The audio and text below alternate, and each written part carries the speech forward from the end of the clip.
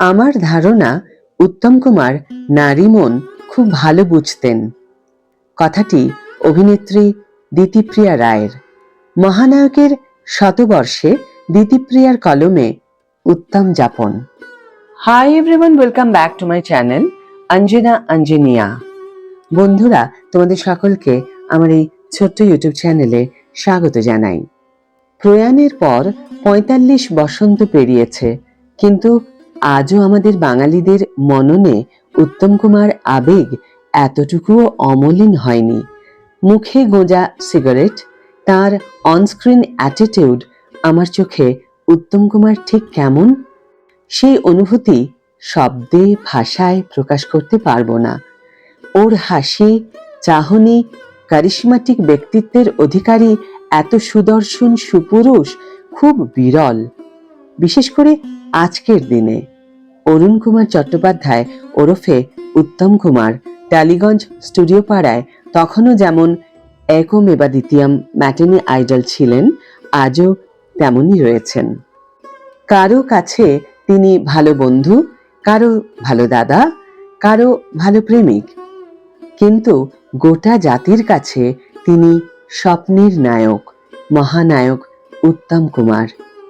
তাই তাকে ঘিরে স্বপ্ন শুধু তার প্রজন্মের মহিলারাই দেখেননি, স্বপ্নের জাল বুনি আমরাও, এই প্রজন্মের অভিনেত্রীরাও। সুযোগ পেলে কে উত্তম কুমারের নায়িকা হতে চাইবে না বলুন তো? গৌরবদার অর্থাৎ গৌরব চট্টোপাধ্যায়ের কথা বলা হচ্ছে। তার সঙ্গে যেহেতু আমার বহু বছরের ভালো সম্পর্ক, সেক্ষেত্রে মহানায়ক বেঁচে থাকলে দেখা করার একটা সুযোগ হতো। সেটা ওকেও অনেকবার বলেছি যে তুমি আমাকে দেখা করাতে তো। ভবানীপুরের বাড়িতেও যাই আমি, দেখা করতে পারলে সেটা আমার কাছে বিরাট প্রাপ্তি হতো।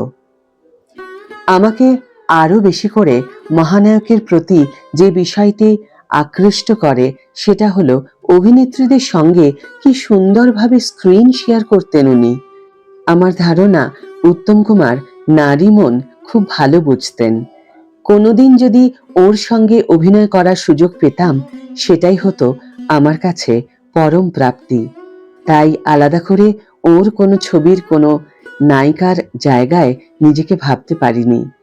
তবে সপ্তপদীতে রীনা ব্রাউনের চরিত্রটি আমার খুব পছন্দের। মহানায়ক অভিনীত সন্ন্যাসী রাজা সিনেমাটিও রয়েছে সেই তালিকায়। আর রোমান্টিক দৃশ্যে শুটিংয়ের সুযোগ হলে বোধহয় মুগ্ধ হয়ে ড্যাব ড্যাব করে ওর দিকেই চেয়ে থাকতাম। উত্তম কুমারের জন্মশতবর্ষ উপলক্ষে যখন লিখছি, তখনও আমার মননে, আমার ভাবনায় মহানায়কের ওই ভুবন ভোলানো হাসি মুখখানা বারবার উঁকি দিচ্ছে। আমি একটি ছবিও করেছি যার নাম অচেনা উত্তম, অতনু বসুর পরিচালনায়। সাবিত্রী চট্টোপাধ্যায়ের চরিত্রে অভিনয় করার সুযোগ পেয়েছিলাম সেই ছবিতে। স্বল্প দৈর্ঘ্যের উপস্থিতি হলেও চিত্রনাট্যের জন্য অত্যন্ত তাৎপর্যপূর্ণ ছিল আমার চরিত্রটা। সেটাও বড় পাওনা আমার কাছে। বন্ধুরা, এখন পর্যন্ত যা যা শুনলে সবটাই অভিনেত্রী দিতিপ্রিয়া রায়ের লেখা একটি প্রতিবেদন থেকে নেওয়া। আমি অভিনেত্রী হিসাবে আমার নিজের অনুভূতি একটু জানাই। দিতিপ্রিয়ার কথার সাথে আমার কথা বা আমার মনোভাবেরও অনেক মিল আছে। যদি সত্যিই আমি মহানায়কের সমসাময়িক জেনারেশনের অভিনেত্রী হতে পারতাম, তাহলে তার সঙ্গে অভিনয় করার সুযোগ যদি আমি পেতাম, বা আজও যদি তিনি বেঁচে থাকতেন, আজও যদি আমি তার সঙ্গে একবার অভিনয় করার সুযোগ পেতাম, আমি নিজেকে ধন্য মনে করতাম। তার প্রতি অপরিসীম শ্রদ্ধা জানিয়ে আজকের ভিডিও এখানেই শেষ করছি বন্ধুরা। ভিডিওটি যদি ভালো লেগে থাকে তাহলে অবশ্যই একটা ছোট্ট করে লাইক দিও, শেয়ার করো বন্ধুদের সাথে, কমেন্ট করে জানিও তোমাদের মতামত।